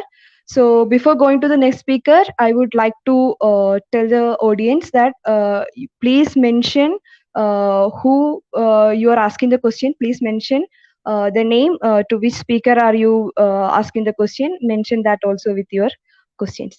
Thank you. So now we can move to the last speaker, Abhishek Nandan. Abhishek, you're on now. बहुत बहुत धन्यवाद comrade Ashika, और बहुत बहुत धन्यवाद progressive student forum PSF का, जो लगातार छात्रों के लिए लगातार लड़ाई लड़ रहे हैं और डिबेट और डिस्कशन का जो कल्चर है उसको मजबूत कर रहे हैं। और मैडम आभा मैम और सचिदानंद सर ने बहुत अच्छे से जो उसकी तकनीकी बारीकियां थी उस पर बात की। हम जो एक आम छात्र हैं, जो गाँव में रहते हैं, छोटे शहरों में हैं, उनकी जो अपेक्षा थी राष्ट्रीय शिक्षा नीति 2020 से, वो ये थी कि जो पहले की शिक्षा समितियां के रिकमेंडेशन थे, उन रिकमेंडेशन को उस रिकमेंडेशन में किस तरह की कमियां रह गई हैं। राष्ट्रीय साक्षरता मिशन जो है वो अभी भी अपने वो अभी भी अपने अच्छे रूप में क्यों नहीं भारत में आ पाया है, अभी भी उसमें क्या परेशानी है। जो 6 से 14 साल के बच्चों को कानूनी रूप से ये हक दिलाया कि एजुकेशन जो है मुफ्त में उनको मिलेगा, उसमें क्या कमियां रह गई हैं। इन बातों पे चर्चा करने की, एक विस्तृत चर्चा करने की जरूरत थी। और इसके साथ साथ इस बात पे चर्चा करनी थी कि जो हमारा जो समाज है उसके अलग अलग जो लोग हैं, अलग अलग जो अलग अलग तबके से जो लोग आते हैं, कोई दलित तबके से आते हैं, लैंगिक भेदभाव है, तो अलग अलग तबके से उनकी भागीदारी कैसे सुनिश्चित की जाए भारतीय शिक्षा में, ये पिछले कई सालों से एक बहुत बड़ी मांग रही है। आप देखिएगा रिसेंट ट्रेंड तो लगातार सेंट्रल यूनिवर्सिटियों में, आईआईएम में और अलग अलग राज्यों में जो स्कूलों को निजी प्रबंधनों को सौंपने का काम चालू हुआ, मध्य प्रदेश, उड़ीसा, राजस्थान और महाराष्ट्र में, इसमें जो सबसे ज्यादा नुकसान हुआ वो ये हुआ कि इसमें कहीं भी जो है आरक्षण को फॉलो नहीं किया गया। आप देखिए कि इसी गवर्नमेंट ने 2 पॉइंट रोस्टर पे किस तरीके से हमला किया और एक व्यापक विरोध पूरे भारत में हुआ। तो ये जो पूरा डॉक्यूमेंट है, इस पे ध्यान देने वाली बात ये है कि ये डॉक्यूमेंट ये कहता है कि 6 से 14 साल तक के बच्चों को जो कानूनी अधिकार, शिक्षा का कानूनी अधिकार दिया गया, ये बहुत अच्छी बात है। लेकिन वर्तमान व्यवस्था में जो सबकी सहभागिता सुनिश्चित करने का सबसे कारगर और कानूनी तरीका है आरक्षण, उस पे ये जो पूरा डॉक्यूमेंट है वो चुप है। तीनों भाग में चुप है। जो पहला प्राथमिक शिक्षा की बात की गई है, उच्च शिक्षा की बात की गई है और आगे चलकर व्यावसायिक शिक्षा और प्रौढ़ शिक्षा और डिजिटल एजुकेशन की बात कही गई है। इसमें कहीं भी, चाहे वो सार्वजनिक संस्थाओं पे बात कर रही हो अथवा निजी संस्थाओं पे बात कर रही हो, कहीं भी आरक्षण को, उनकी सहभागिता को सुनिश्चित करने के लिए अनिवार्यता कोई बात नहीं कही गई है, बल्कि ये बोला गया है कि हाँ प्रोत्साहित कीजिए और जरूरत है। लेकिन और ये दिखाता है कि जो प्रेजेंट गवर्नमेंट का नेचर है कि एक बड़े भाग को शिक्षा से काट दो, उसको एक मौन समर्थन ये देता है। सहभागिता, बच्चों के सहभागिता के बाद जो दूसरा सबसे बड़ा सवाल था कि भाई बच्चे आ गए, उनको संसाधन कैसे मुहैया हो। हम देख रहे हैं कि लगातार अलग अलग तरीके से ग्रांट की जगह लोन देना, बच्चों का फेलोशिप करना, ये वही गवर्नमेंट थी जब स्मृति ईरानी एमएचआरडी मिनिस्टर थी तो सबसे पहले ये बात आया था कि अब जो 8,000 सेंट्रल यूनिवर्सिटी, कुछ सेंट्रल यूनिवर्सिटियों के कुछ बच्चों को मिलता है, उसे भी अब रिमूव कर दिया जाए। आप सोचिए कि 40 से 41 सेंट्रल यूनिवर्सिटियां हैं 38 देश में, न जाने कितने विश्वविद्यालय हैं जहाँ पे जो बच्चे शोध कर रहे हैं उनके पास कोई संसाधन नहीं है। जो अलग अलग राज्य के यूनिवर्सिटियों में पढ़ाई कर रहे हैं, ग्रेजुएशन कर रहे हैं, स्नातक कर रहे हैं, उनके यहाँ जो 3 साल का कोर्स है वो 4-4 साल में हो रहा है। तो एक बहुत बड़े स्तर पे संसाधन की जरूरत थी और दुर्भाग्यपूर्ण है कि इन संसाधनों पर कुछ भी नहीं बोला गया है। जैसा कि आभा मैम ने कहा कि आज से 30 साल पहले, 35 साल पहले जिस एजुकेशन पॉलिसी ने इस तरफ एक इशारा कर कर छोड़ दिया था और तभी से ये डिमांड हो रहा था कि जीडीपी का 10% जो है शिक्षा को आप दीजिए, तभी एक बेहतर भारत और आत्मनिर्भर भारत आप बना सकते हैं। उसको पूरी तरह से इग्नोर ही नहीं किया गया, बल्कि उसमें प्राइवेट प्लेयर्स को बहुत ही एक मीठी चाशनी में डुबाकर जो भाषा का प्रयोग किया गया है उसके तहत इनवाइट किया गया है। आप देखिए कि जो आर्थिक गारंटी है शिक्षा में, वो इस पूरे डॉक्यूमेंट में कहीं भी नहीं की गई है कि सरकार जो है आर्थिक स्तर पे गारंटी देगी किसी भी इंस्टीट्यूट को, कॉम्प्लेक्स को, कि वो चल पाए। हर जगह स्वयंसेवक की बात आती है, हर जगह निजी संस्थानों का बात आ रहा है। आपने देखा कि प्राइमरी एजुकेशन में स्वयंसेवकों की बात की गई कि स्वयंसेवकों से प्राइमरी एजुकेशन बहुत मजबूत हो जाएगा। और वैसे समय ये तमाम बातें की जा रही हैं जिस समय हम ऑलरेडी देख रहे हैं कि किस तरीके से विभिन्न राज्यों में जो शिक्षा मित्रों की बहाली थी, जो न्याय मित्रों की बहाली थी, कम पैसे 2,000, 3,000, 5,000, 10,000 रुपये शिक्षकों की नियुक्ति की गई और बोला गया ये कि भाई वो गुणवत्तापूर्ण शिक्षा नहीं दे रहे हैं। कुल मिलाकर यही हाल आंगनबाड़ी सेविकाओं के साथ हुआ। उनकी कोई आर्थिक और सामाजिक सुरक्षा सुनिश्चित करनी चाहिए। गुणवत्ता से पहले जब आप किसी की आर्थिक और सामाजिक सुरक्षा ही सुनिश्चित नहीं कर रहे हैं तो आप वहां से कैसे गुणवत्तापूर्ण शिक्षा का डिमांड कर सकते हैं। देखिए ये संसाधन के रूप में तो चर्चा नहीं की गई है। जो सबसे बड़ा और जिसके तरफ लगातार शुरू से देश के विभिन्न जो बुद्धिजीवी हैं, एकेडमिशियन हैं, जिस पे बात कर रहे हैं कि इस पूरे ड्राफ्ट में वैज्ञानिक दृष्टिकोण का बहुत ही घोर अभाव है। बात तो वैज्ञानिकता की जरूर करता है, लेकिन आप देखिएगा कि प्राइमरी एजुकेशन से लेके हाई एजुकेशन तक बहुत ही ज्यादा भारतीयता की बात की गई है। भारतीयता की बात करना बहुत अच्छी बात है, लेकिन जिस तरह से ये ड्राफ्ट बात कर रही है कि हम भारतीयता की तरफ लौटेंगे, हम जड़ों की तरफ लौटेंगे, देखने में सुनने में ऐसा लग रहा है कि जैसे भारतीयता का कोई अपहरण कर लिया है और ये शिक्षा नीति जो है उस अपहरणकर्ता से भारतीय शिक्षा नीति को छुड़ा के लाने का काम करेगी। लेकिन ये कैसे करेगी? भारतीयता क्या है? भारतीयता का आधार क्या है? एक दलित बच्चा जो अपने गांव में है उसके लिए जड़ों में लौटने का मतलब है कि उसका शोषण ब्राह्मणवादी तबकों से, जाति प्रथा से। एक स्त्री के लिए जड़ों में लौटने का मतलब है कि दोयम दर्जे के नागरिक बनाकर सैकड़ों सालों तक घरों में रखा गया। तो इन बातों का जो है वर्तमान में जो सरकार है अथवा जो सरकार है वो बहुत अच्छे से इसका फायदा उठाएगी सेंट्रलाइज करके। तो ये एक तरीके से पूरा का पूरा जो शिक्षा व्यवस्था है वो मध्ययुगीन प्रवृत्तियों की तरफ हमें ले जाएगा, मध्ययुगीनता में ले जाएगा। हमें जहाँ पे हम मॉडर्निटी की बात कर रहे थे, जहाँ पे हम बात कर रहे थे कि विभिन्न सेंट्रल यूनिवर्सिटियों में आप हर जो लैंगिक भिन्नताएं हैं उनके जो है उनका सही प्रतिनिधित्व होना चाहिए। हम क्वाड हॉस्टल की बात कर रहे थे, हम ये बात कर रहे थे कि आप जो गाँव से बच्चे बड़े बड़े इंस्टीट्यूट्स में, इनके सारे बड़े बड़े इंस्टीट्यूट्स तो बड़े बड़े शहरों केंद्रित हैं, हैदराबाद, दिल्ली, कलकत्ता, पटना, छोटे छोटे शहरों में तो कोई एक ऐसा इंस्टीट्यूट नहीं है जिनके लिए इनके पास फंड है और जिनको ये आगे बढ़ा सकें, वहां से बच्चों को उन छोटे छोटे संस्थाओं से आगे ला सकें। तो आप देखिएगा कि इस पूरे ड्राफ्ट में इन जो जो संस्थाएं हैं, जो बड़े बड़े संस्थाएं हैं, इसमें जो संसाधन की व्यवस्था करनी थी और जो संसाधन चाहिए वर्तमान में, उन संसाधनों पे कोई भी बात नहीं की गई है। जो वैज्ञानिकता चाहिए वो वैज्ञानिकता की बात नहीं की गई है। और इसके साथ साथ हर क्षेत्र में ये जोर देकर बोला गया है कि निजी क्षेत्र के शिक्षण संस्थाओं को प्रोत्साहित किया जाएगा। अब ये प्रोत्साहन क्या है, कैसे है, क्या वो 6% जो अगर दे भी दी सरकार, उसमें कितने परसेंट बच्चों को डिजिटली ग्रांट, फेलोशिप ग्रांट और इंस्टीट्यूट को ग्रांट मिलेगा, कितना पैसा जो है प्राइवेट प्लेयर्स को एस्टेब्लिश करने में मिलेगा, इस पे कोई भी बात नहीं की गई है। बल्कि जो बहुत लच्छेदार भाषण की तरह इसमें जो है भाषण और एक बहुत अच्छा अंग्रेजी और हिंदी मिला के कोलाज करके एक पेश कर दिया गया है।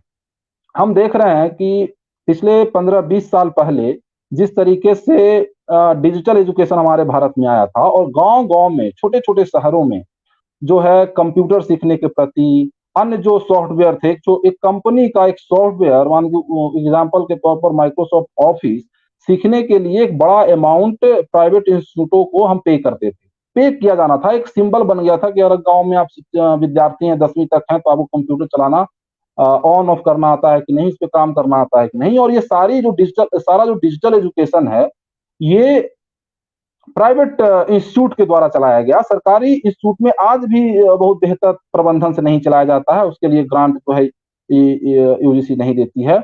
और उसका एक 2020 में पिछले 20 सालों का रिजल्ट हमारे सामने है कि गुणवत्तापूर्ण डिजिटल एजुकेशन में जो गुणवत्ता है उसकी जो अपेक्षा थी वो नहीं आ पाई। और उसका एक साफ कारण था कि उसमें वही लोग शामिल हुए जिनके पास पैसा था, पैसा देकर वो शामिल हुए। उसमें कोई जो है जिस तरह से आज क्राइटेरिया है कि हम यूनिवर्सिटियों में आते हैं तो एंट्रेंस एग्जाम देते हैं, उस पर खर्च करती है प्राइवेट कंपनियां, एक लैपटॉप पे, दो लैपटॉप पे 10 बच्चों को पढ़ाई, और आज रिजल्ट ये है कि एक बहुत बड़ा मीडियोकर्स हम पैदा किए हैं डिजिटल एजुकेशन के नाम पे। तो इस तरह की जहाँ पे गंभीर समस्या है वहां पे डिजिटल एजुकेशन में जो बात किया गया है इस रिपोर्ट में, उसमें कहीं भी आज भी 2020 में भी जब ये हालत हो चुकी है, देख चुका है इंस्टीट्यूट कि किस तरीके से मीडियोकर्स पैदा हुए हैं। डिजिटल एजुकेशन में ना कोई ग्रांट की बात की गई है, उसको फंक्शन कैसे करेगा, वो कैसे संबद्ध होगा, आखिर डिजिटल डिवाइसेज और इंटरनेट अपने आप में गरीब बच्चों से दूर की बात है, वो कैसे पूरा करेगा, इस पे बिल्कुल चुपचाप है पूरा जो है ये ड्राफ्ट नहीं, जो नेशनल एजुकेशन पॉलिसी है। ड्रॉप आउट पे जो आभा मैम बोल रही थी, ड्रॉप आउट में ये बहुत ही झोल झाल किया गया है। झोल झाल ये किया गया है कि ड्रॉप आउट क्यों है, इसका आधार क्या है। इस पे बहुत सारे पेपर लिखे गए हैं, बहुत सारे बुद्धिजीवियों ने इस पे लिखा है कि सामाजिक और आर्थिक आधार जो है एक बच्चे का, वो ड्रॉप आउट का एक बड़ा कारण है, चाहे वो प्राइमरी, सीनियर सेकेंडरी या हायर एजुकेशन की बात करें।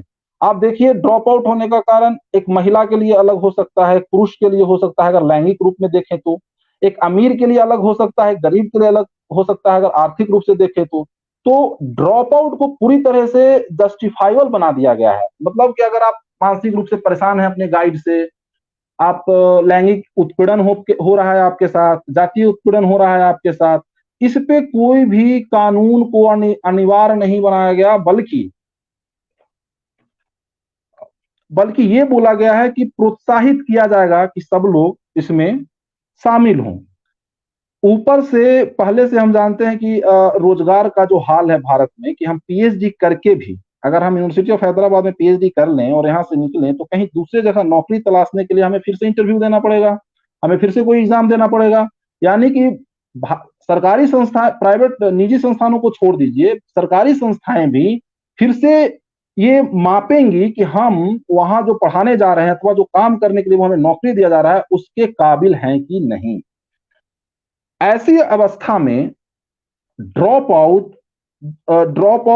ये छोटे छोटे सर्टिफिकेट लाना, कि आप अगर आप 1 साल के बाद ड्रॉप आउट कर रहे हैं तो आपको 1 साल का सर्टिफिकेट मिल गया, 2 साल के बाद करना चाहते हैं तो 2 साल का सर्टिफिकेट मिल गया, 3 साल के बाद करना चाहते हैं तो 3 साल का सर्टिफिकेट मिल गया। कहने में तो बहुत अच्छा है कि भाई ड्रॉप आउट पहले कर रहे थे, 1 साल बर्बाद हो रहा था, अब तो आपके पास एक सर्टिफिकेट कोर्स है। तो मुझे सरकार जो है जनता को ये बताए कि अगर कोई हिंदी से पढ़ रहा है, कोई बंगाली से पढ़ रहा है, कोई मलयालम से पढ़ रहा है, भारतीय भाषाओं में पढ़ रहा है, इतिहास पढ़ रहा है, तो सर्टिफिकेट इन इतिहास, सर्टिफिकेट इन हिंदी 1 साल, डिप्लोमा इन हिंदी 2 साल, ग्रेजुएशन इन हिंदी 3 साल, इंटीग्रेटेड ग्रेजुएशन विद शोध 4 साल। इस तरह का जो पूरा एक बाढ़ आएगा, इस बाढ़ को सहेजने के लिए कोई नियामक संस्था है? इस बाढ़ में रोजगार की आर्थिक और सामाजिक और रोजगार सुनिश्चित करने का कोई भी क्राइटेरिया इस पूरे ड्राफ्ट में नहीं बनाया गया है। आप सर्टिफिकेट कोर्स लेकर घूमते रहेंगे। 3-5 जो किया गया है मॉडल में, 3-5 मतलब कि 5+3+3+4, 5+3+3+4, इस मॉडल का आधार क्या है? आप देखेंगे कि पूरे ड्राफ्ट में जो उदाहरण दिए गए हैं जिन देशों के, दक्षिण कोरिया, अमेरिका का उदाहरण दिया गया है, इजराइल का उदाहरण दिया गया है, और जिन भी देशों का उदाहरण दिया गया है उन देशों से भारत की कोई समानता ही नहीं है। भारत ना एक पूंजीवादी देश है, ना यहाँ पे जो स्ट्रक्चर है वो अमेरिका, इजराइल और जर्मनी जैसा है, ना यहाँ की जो विभिन्नताएं हैं वैसी विभिन्नताएं जर्मनी, अमेरिका और इजराइल में है। लेकिन इस ड्राफ्ट में बहुत दुख के साथ कहना पड़ रहा है कि जो उदाहरण दिए गए हैं वो बहुत ही बेसिर पैर के हैं और फिजूल का उदाहरण है। कायदे से अगर भारत कहीं से सीख सकता है तो उन देशों से सीख सकता है जहां का सामाजिक और आर्थिक ढांचा हमारे देश जैसा हो, जहां डाइवर्सिटी हो हमारे देश जैसा, जहां की इकोनॉमी रूरल इकोनॉमी।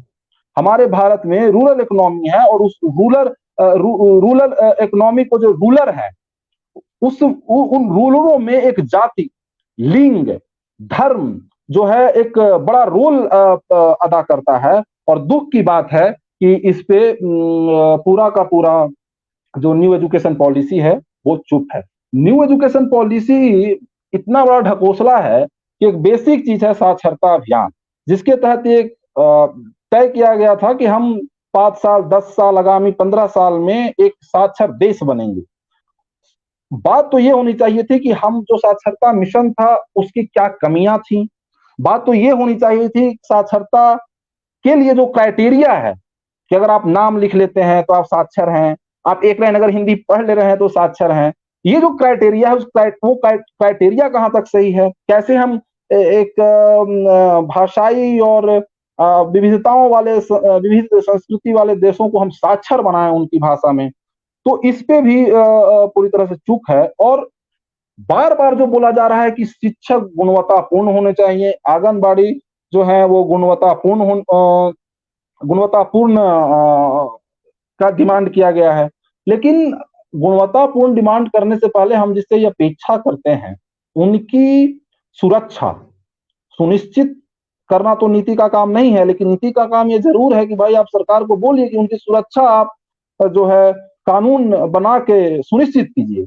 ये भी जो है ये एजुकेशन पॉलिसी नहीं कर पाई है। जो प्राइमरी लेवल पे स्ट्रक्चर की बात की गई है, बोला गया है कि एक कॉम्प्लेक्स होगा, जो आसपास के छोटे छोटे जो विद्यालय हैं वहां पे संसाधन उपलब्ध कराया गया। ये बहुत बेवकूफाना है कि प्रेजेंट मॉडल का भी ठीक से अध्ययन शायद नहीं किया गया है। अगर आप देखेंगे आज सर्व शिक्षा अभियान के तहत तो पूरे देश में हर ब्लॉक में संकुल संसाधन केंद्र हैं जो आसपास के छोटे विद्यालयों को संसाधन मुहैया कराते हैं। ये अलग बात है कि अगर वो छत्तीसगढ़ में है, बिहार में है, तो वो कितना करवा पा रहा है, और केरला में है तो कितना करवा पा रहा है। हमारे पास बहुत अच्छा उदाहरण है केरला का, कि किस तरीके से सरकारी जो इंफ्रास्ट्रक्चर की बात की गई है न्यू एजुकेशन पॉलिसी में, केरला तो वो पहले के स्ट्रक्चर पे वो बहुत पहले से काम कर रहा है, और बिहार में नहीं हो पा रहा है काम, क्योंकि वो आदिवासी इलाका में संसाधन की कमी है, और वो एक सरकारी एजेंडा है कि किस तरीके से वहां के विद्यार्थियों को हम रोकें। तो इन सारी बातों पे चुप रह गया है, और जो स्ट्रक्चर बनाने की बात की है वो बहुत ही, एक समझिए कि कॉमर्शलाइजेशन जैसा है, जहां पे पूंजी एक बहुत बड़ा रोल अदा करेगी। मैनेजमेंट की बात की गई है, लीडर्स की बात की गई है, हर चीज की बात की गई है, लेकिन जो नहीं की गई है बात, कि अगर छात्रों के हित में सोचने वाले संगठन हैं, जो यूनियन जो हैं, आप संगठन छोड़ भी दें तो जो लोकतांत्रिक तरीके से चुनी जाने वाली यूनियनें हैं, हमने देखा है कि दिल्ली यूनिवर्सिटी में डूटा का कितना बड़ा स्ट्रगल रहा है। हमने देखा है कि अलग अलग विश्वविद्यालयों में जहाँ पे छात्र हित की बात करने वाले संगठन है, और जहाँ पे एक डेमोक्रेटिक तरीके से यूनियन है, वहां पे कोई भी नीति जो इंस्टेंट नीति बनाया जाता है यूनिवर्सिटियों और सरकारों के द्वारा, उस पर तुरंत जो है छात्रों का और शिक्षकों का और नॉन टीचिंग जो कर्मचारी हैं उनकी बात ऑफिशियली रखती है, और उनका जो उनके जो सवाल हैं उसको सामने रखती है। तो इन चीजों को मजबूत करने की बजाय इसे कमजोर करने की बात की गई है। भाषा पे जो बात की गई है, जैसा कि सचिदानंद सर ने कहा, इस देश में जैसे अगर कोई बिहार से आप ले लीजिए, बिहार में किसी की भी मातृभाषा हिंदी नहीं है। अमूमन ये बोला जाता है पूरे देश में कि भाई ये नॉर्थ इंडिया है तो यहाँ की मातृभाषा हिंदी है। आप अगर बिहार यूपी में जाएंगे तो वहाँ ब्रज बोलने वाले लोग हैं, अवधी बोलने वाले लोग हैं, मगही, भोजपुरी, मैथिली वाले लोग हैं, और ये बच्चे घर पे इन भाषाओं में बात करते हैं। जब वो विद्यालय आते हैं तो वहां पे हिंदी सीखने में, हिंदी की स्त्रीलिंग और पुल्लिंग और हिंदी के जितने भी व्याकरण हैं, हिंदी के जो भाषा वैज्ञानिक पक्ष है, इसको सीखने के लिए एड़ी चोटी का पसीना एक करना पड़ता है, क्योंकि स्कूल में आप एक भाषा बोल रहे होते हैं जो आप उस समय सीख रहे होते हैं। जब वहां से आप घर आते हैं तो अपने घर वालों से, अपने परिवार से, अपने आसपास के दोस्तों से दूसरी भाषा में बात कर रहे होते हैं।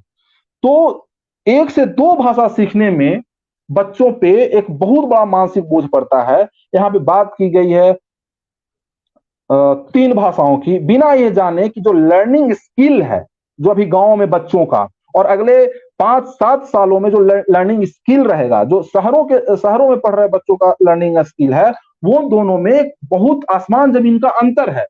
और जाहिर सी बात है कि हम कुछ भी ऐसा हम यूनिफाइड नहीं थोप सकते हैं कि जो शहर के बच्चों का ट्रीटमेंट उसी तरीके से करे जो एक गांव के बच्चों का ट्रीटमेंट करे। तो ये भी जो है कहीं ना कहीं और उसके बाद जो क्लासिकल भाषाएं दी गई हैं, उन भाषाओं में उर्दू जो है गायब है, और जिस तरीके से संस्कृत पे फोकस किया गया है, ये दिखाता है कि ये और संस्कृत का नाम लेकर जो हमारे पीछे के जो संस्कृत के ग्रंथ हैं, जो संस्कृत के आचार्य थे, उन लोगों का जो नाम दिया गया है जिस तरीके से, वो एक अंधभक्ति की तरफ ले जा रहा है। कायदे से हम संस्कृत का लिटरेचर पढ़ते हैं, हिंदी में पढ़ते हैं, संस्कृत में पढ़ते हैं, लेकिन क्या हम ये बोलते हैं कि वो एक गौरव समय था? हम उसका मूल्यांकन आज के समय में करते हैं, लेकिन ये पूरा ड्राफ्ट जो है, ये लगता है कि मतलब कि बहुत ही सांप्रदायिक लोग, 5-6 सांप्रदायिक और कैपिटलिस्ट लोग बैठ के और बता दिए कि भाई कैसे बैक में जाओ, सब कुछ अच्छा था। टाइम हो गया क्या? Comrade, you have 5 more minutes. हाँ ठीक। अगर Thank you. उच्च शिक्षा की बात करें तो उच्च शिक्षा में जिस तरीके से जो बड़ी एक समस्या थी कि भाई यहाँ पे रिसर्चर के पास पैसा ही नहीं है। आप देखिए कितनी बड़ी हायरार्की है कि एक ही विश्वविद्यालय में अगर 2 शोध कर रहे हैं छात्र, तो एक बच्चों को कुछ फेलोशिप नहीं है, दूसरे बच्चों को 35,000 का फेलोशिप है, JRF है। सेंट्रल यूनिवर्सिटियों में 8,000 फेलोशिप है, और अगर आप राज्य यूनिवर्सिटियों में जाए तो उनके पास संसाधन नहीं है। ऐसी स्थिति में एक बड़ा सा चीज लाना कि हम अंतर्राष्ट्रीयकरण कर रहे हैं, इंटरनेशनलिज्म की बात करना, और शिक्षा का अंतर्राष्ट्रीयकरण में जो सबसे पहला पॉइंट सुझाया गया है कि विदेश की जो विश्वविद्यालय है उनको परिसर खोलने की अनुमति देना भारत में। अगर ये परिषद खोलने की अनुमति दी गई तो हमने देखा है कि प्राइवेट जो प्राइमरी एजुकेशन में है वो किस तरीके से प्राइवेट जो प्लेयर्स हैं, बिरला अंबानी के जो स्कूल हैं, जो पूंजीपतियों के स्कूल हैं, एक हायरार्की क्रिएट की है। और आज ज्यादातर जो middle class, lower middle class parents हैं, उनकी सबसे पहली चिंता रहती है कि अगर घर में बच्चा आया तो हमें एक अच्छी नौकरी करनी है ताकि अपने बच्चे को वर्ल्ड क्लास इंफ्रास्ट्रक्चर में हम पढ़ाएंगे। और यही बात अगर हायर एजुकेशन में आएगी तो बहुत मुश्किल होगा, शिक्षा महंगा होगा, सारे जो हमारे यहाँ विभिन्न तरीके का जो डाइवर्सिटी है उसको समुचित अनुपात में जो है वहां पे रिप्रेजेंटेशन नहीं मिल पाएगा। और एक बड़ा भाग, लगभग देश का 60 से 70% लोग शिक्षा से वंचित रह जाएंगे। और ये बहुत ही खतरनाक है। ये इतना खतरनाक है कि जो टारगेट दिया गया है कि 2030 तक, वो हम टारगेट तो दूर नहीं कर पाएंगे। जो थोड़ा बहुत हमारे यहाँ उच्च शिक्षा में बचा हुआ था, वो भी हम निजी लोगों को सौंप देंगे। और अंतिम बात, ये पूरा एजुकेशन पॉलिसी ना तो ये पहले के समितियों से जुड़ता है, ना तो ये बुद्धिजीवियों और स्टेक होल्डर से उनसे कुछ बातें लिया है, अच्छा उनसे बहस किया है, ना तो जो देश की जनता के प्रतिनिधि हैं संसद में उनसे बात किया गया है इस पर, बल्कि ये सिर्फ दो आदमियों से बात किया गया है। एक देखने में जो लगता है, एक बिरला अंबानी रिपोर्ट को केंद्र में रखकर जो इंटरनेशनल प्लेयर्स हैं एजुकेशन में, उनकी बात को सुना गया है। और दूसरा, जो पिछले कई दिनों से 2014 से लेकर 2020 तक तो भारतीय जनता पार्टी और राष्ट्रीय स्वयंसेवक का जो अप्रोच है शिक्षा को लेके, आरक्षण खत्म करने को लेके, ग्रांट खत्म करने को लेके, गरीब को, महिलाओं को, लैंगिक विविधता वाले लोगों को शिक्षा से दूर करने का, उनकी बात को सुना गया है। और ये अपने आप को इन दो बातों से जोड़ता है, इसलिए यह शिक्षा नीति गरीब विरोधी है। ये अमीरों और आरएसएस के गठबंधन का जो है शिक्षा नीति है। धन्यवाद Anshika. Thank you, comrade. Thanks for highlighting how this policy is actually inherently anti-student and also a step towards privatization in education. Now, I think we can move on to the question answer section. We have already have some questions here. So the first question is for Abha ma'am. Ma'am, can you hear me? Yeah. So I will read out the question. It's from Dipsida. Do you think NEP somehow legitimize, rather institutionalize the dropout? Exactly, and this is what I have been saying. Both in the structure of school education and higher education, you are making education in the regular form more and more unaffordable. And in some sense, while on the paper it says that we have to arrest dropout, the impact of this policy will be that there will be a larger number of students who will not be able to reach schools and colleges. And you are using education as a way to stratify and again create a hierarchy, a class system, a caste system, I would say. The other thing which I want to say, in connection to this is that from class 6 onwards, there is a focus on vocationalization. As a teacher, I'm not able to celebrate vocationalization because in the context in which Indian system is, I mean, the context in which we are living today here, we see that vocational and the caste system is quite related to each other. And as opposed to countries like America, Germany and all, where service sector, people working in service sector are paid a good, can sustain themselves very well, are paid very well. We see that here, all these vocational training, people coming out of vocational training are used as a cheap labor. And there will be a greater push at the school level. We can only imagine that a student who all will be pushed towards vocational training. Educators have been saying that, vocational training should be pushed only for later years, and there should be a uniform education policy in place so that a minimum education is given to all students. And by putting vocational training 6th onwards, this means that we will have a greater dropout by class 8, because many students will be given this understanding that you cannot proceed with education, you better drop out, you start earning money. So we are again going to look at a market of cheap labor, people who will be earning very small amounts, and the college job will be for those who will be able to go to universities and colleges. Others are being removed in a very systematic manner.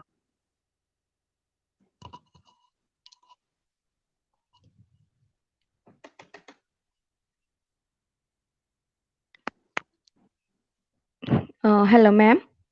Yeah. So the next question is actually for Sachidanand sir. Professor, are you there? Yeah, yeah, I'm there. Okay, sir. So, sir, Alina is asking. Well, I can read the Uh, s- question. Yeah, yeah. okay, sir. Okay, sir. Yeah, That's the fine. question is that you mentioned a chapter on gifted students. Could you elaborate on that more on that? Yes, what this gifted means. We have one example of gifted being that some people are born gifted. Gifted means maybe they have come after having learned so many things from the womb of the mother. So you have the example of Abhimanyu. Abhimanyu, yeah. So he learned something. So there are always a class of people who. The second aspect of gifted is that you are born in a family where parents are educated, parents have the resources, they have made everything available to you, and therefore the child can do well. You know, everything remaining the same. Okay.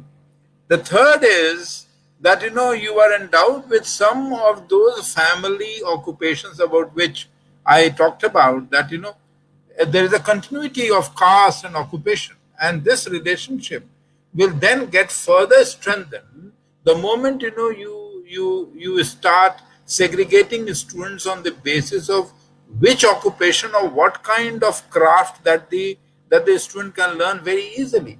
So therefore, the gifted part is something which I think is antithetical to mass education. There is nobody who's gifted. Everybody is the same. It's just that people may have different kinds of trajectories of growth, and the education system cannot really make a distinction between the gifted and not so gifted. It can only help both achieve what they really want to. So that is what is facilitating. The role of education has to be that of the facilitator, and creating and providing all those conditions on which the child could grow. So this is what is something which I would say is very, very antithetical to students. No policy can perhaps not that this policy is a new one. Now this has been put it in a framework which itself speaks of the mindset of the people who have crafted this policy. We had talents, so national talent search, this, that, so all those kinds of things which have been there to begin with. So we have always been making a distinction in one way or the other. But those distinctions were not as it appears, that there you are gifted, you are a child progeny and so on and so forth, prodigy, and that you are. I don't think children are endowed with certain kind of socio-economic background, but the education system cannot really be differently molded for different classes of so gifted and not so gifted people. That's what I really meant by that. I've answered.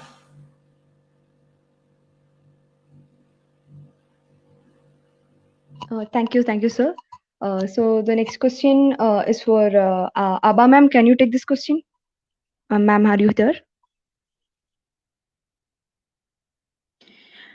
Yeah, so see, one of the concerns which I was talking about is that, affiliating and affiliated, this whole system of affiliating universities and affiliated units will be by in next 15 years will be phased out, and we will have standalone units.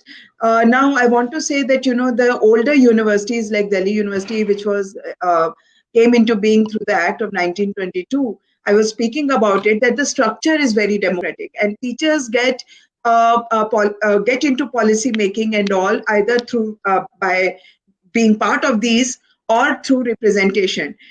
In 2009, 12 central universities were opened by UPA 2, I mean, just in the beginning of UPA 2. And what we see is that their act does not give representation so much. And ever since then, there has been an attempt to reduce representation. This is because the government see unions as people who do a roadblock to their policies.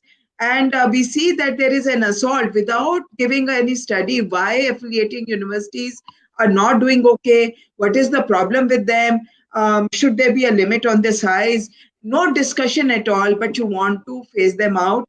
You want to make standalone units. Now, when we have standalone units, and you will have board of governors.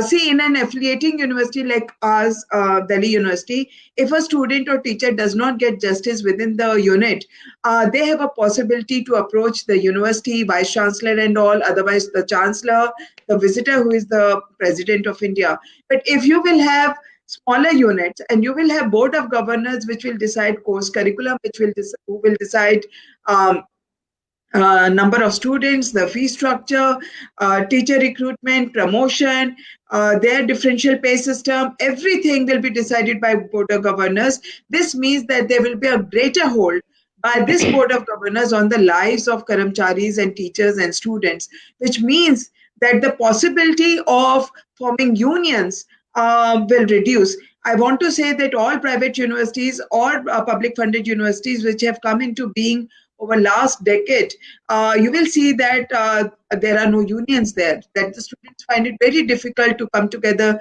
to form a union. The teacher unions or the Karamchari unions are completely missing, though there can be seminars on unionism or movements of the people, but to give that space to form unions, so that people can voice their opinion and enter into policy making, that space is being denied. And we see that in board of governors, 1/3 people will be from the institute, but these will be handpicked.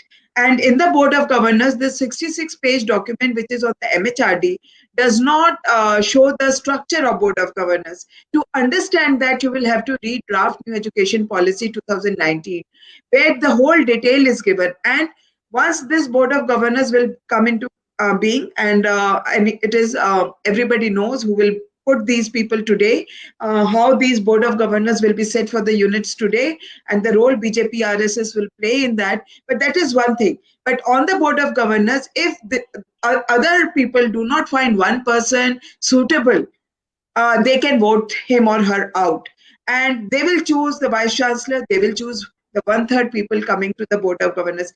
Therefore, we see that you will have a reduced space for student and teachers in the system. I also want to say that when 2016 document came, inputs to draft new education policy 2016 document, and then draft new education policy 2019, we were very shocked. And this remains the case even with the MHRD document which has been passed. Why? Because there is no chapter, there is no mention about the issues faced by Dalit Bahujan students on campuses. There is no mention about gender issues, and there is no attempt to respond to these situations. In 2019 draft, it was said that we need to there should be a move against people coming together on the basis of caste and all. And I think that this is only to say that Dalit groups, when they come together, this is something which the governments do not want. They do not see ABVP or NSCI as also run by some caste and all, and caste playing a major role even there. They do not see that as the problem. They see it is a problem when Dalit Bahujan students come together. This is also because you will see that for last few years, many movements are run by women and Dalit Bahujan students, because they understand that if there is a greater attack on the public funded institution, this means that their education will take a back seat, that they will not be able to afford. And this possibility for an individual to move up and have dignity of, this is also related to dignity of life, that possibility of getting education will be completely diminished if public funded universities will cease to exist. So in 2017, when the government said that yes, there is 7th pay revision, but 30% funds the universities should generate, 70% increase in the salaries we will give, but 30% you generate on your own. There was a movement led by DUTA. And on 28th March, There was a huge rally, 28th March 2018. I mean, I clearly remember this day because 15,000 students and teachers marched from Mandi House to Jantar Mantar. And in that, the number of women and Dalit Bahujan students was, I mean, that was remarkable. I mean, predominantly it was women student and Dalit Bahujan student because they understand the importance of public funded university. They also threaten the Hindutva model. They also question the Hindutva model. They also question inequalities and want a new structure which is more equitable, which is more, which is more sort of provides same space to everyone. And this is a threat to the BJP RSS model of Hindutva. And if you will see as who will get excluded, Sachidanand has already said how caste and occupation are related to each other in Indian context. And we see how dropout rate will only work against Dalit Bahujan and women students. And through this education policy, the government wants to push the same Hindutva model. Who will get education will be directly related to the money in their pockets and the hierarchy they enjoy in the social structure. Yeah, so that's it. Thank you, ma'am. So, Abhishek, as a student representative, do you want to comment on this question? Abhishek, हाँ hello as a student representative, do you want to comment on this question? जी बिल्कुल, क्योंकि मैं student union में हूँ तो देख रहा हूँ कि किस तरीके से बच्चों की बात ना सुना जाए, बच्चों का जो कहना है वो किसी भी पॉलिसी में उसको इग्नोर किया जाए, किस तरीके से सिस्टमेटिक तरीके से यूनियनों पे एक दबाव है। और कुछ दिन पहले आपको याद होगा कि बहुत सारे एकेडमिशियनों ने जो सो कॉल्ड एकेडमिशियन थे उन्होंने प्रधानमंत्री को एक पत्र लिखा था जिसमें ये बोला था कि ये जो बच्चे हैं जो विभिन्न यूनिवर्सिटियों में अलग अलग तरीके से नारेबाजी करते रहते हैं, ये बच्चे जो हैं एकेडमिक माहौल के लिए बहुत खराब हैं और इन पे बैन होना चाहिए। और जाहिर सी बात है कि ये जो बैन की प्रक्रिया है वो प्रक्रिया की शुरुआत जो है बहुत पहले हो चुकी थी, वो उस प्रक्रिया को जो है तेज कर रहा है एजुकेशन पॉलिसी। और इसमें छात्रों का, शिक्षकों का और एक बहुत बड़ा चीज जो हम भूल जाते हैं और जिसपे सबसे ज्यादा जरूरी बात करनी चाहिए वो है नॉन टीचिंग स्टाफ का यूनियन, जो कामगारों का यूनियन। ये तीनों यूनियनों को शिक्षा के कैंपसों में खत्म करने की साजिश रची जा रही है।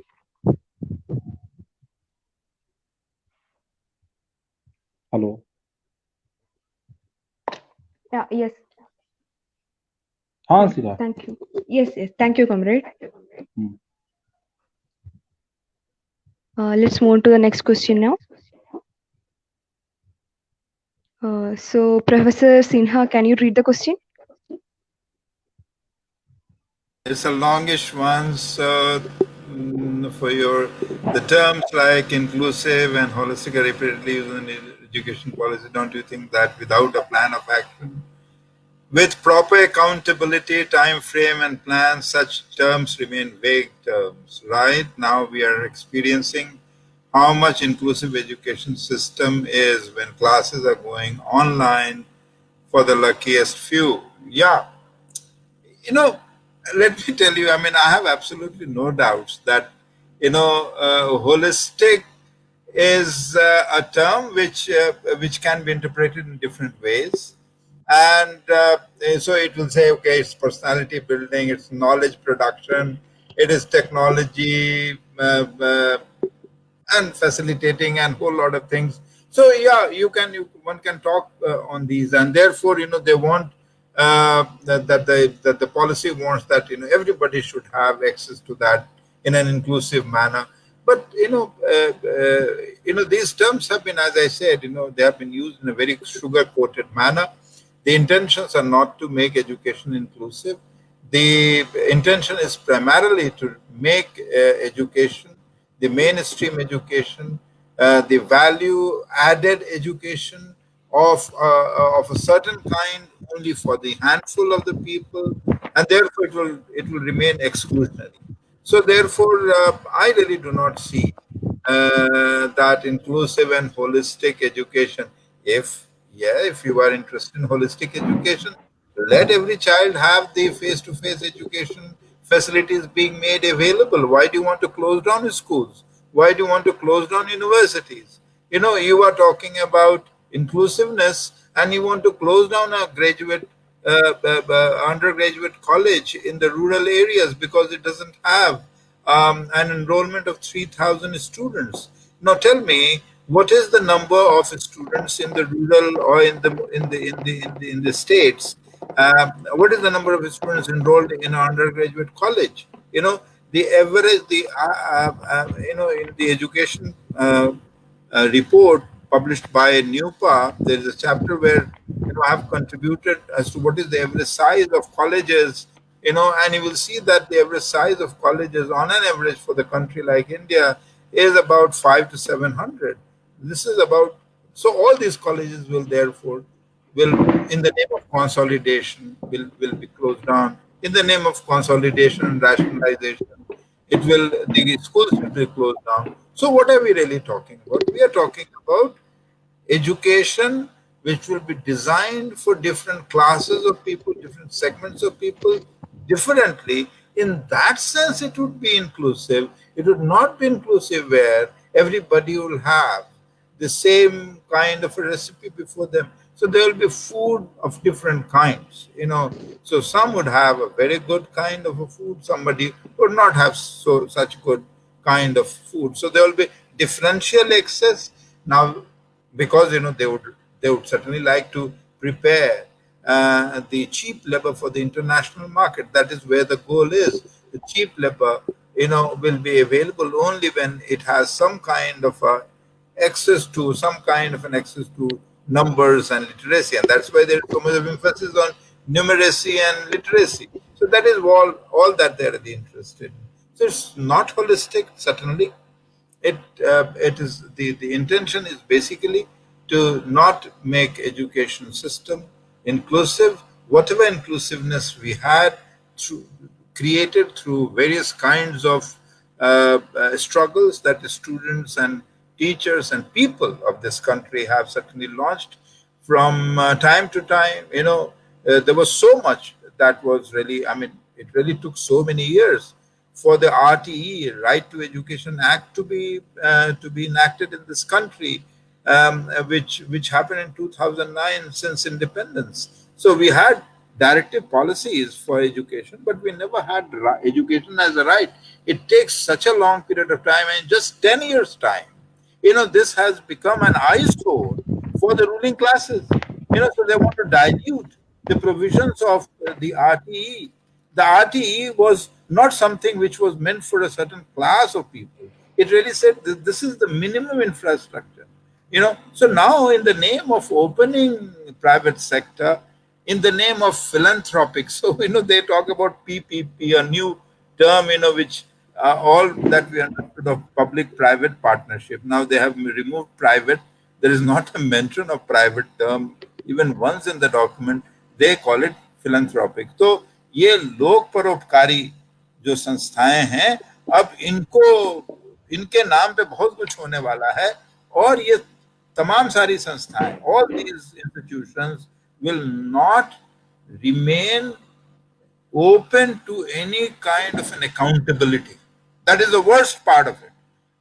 So therefore, they will be holistic or inclusive in a manner that they will think, and all that they got to do is to really publicize everything on their website. So it will not be so. When we are not talking of reservation, we are not talking of any kind of an affirmative action. Let me tell you, affirmative action in this country is only at the entry point, not at the exit point. So this reservation enables whatever you can do, not because you come out with a substandard degree. This is only a kind of propaganda to, in fact, discredit and all kinds of affirmative action. The most beautiful thing about equity is that you help people who really are not so endowed, so that they can stand alongside you, alongside those who are more endowed. So, well, but then this is not the interest. So therefore, the question of equity, once or twice the term comes: equality, inequality, social justice. And these are all eye washes. I don't think there is any program, and you are absolutely right. There is no plan of action. There is no program whatsoever which can make make whatever that they propose achievable, because they don't want to achieve. They want to only create restrictions of one kind or the other. The unions will be banned, the participation will be banned. There will be a group of exclusive people who will take decisions, and they will be like gods. So we will be back to a kind of situation where yeah, there will be exclusively privileged classes which will say, okay, this is what has to be done, and we will be helpless laborers working for them unless until we fight it out. Thank you. Okay, yeah, sir. I think this question is also for you. Yeah, Shaukat says that, sir, why did they discontinue MPhil and what is the agenda behind it? Question for me. Okay, longer time that you spend in an university, is not to the liking of the ruling classes. Plus, let me tell you,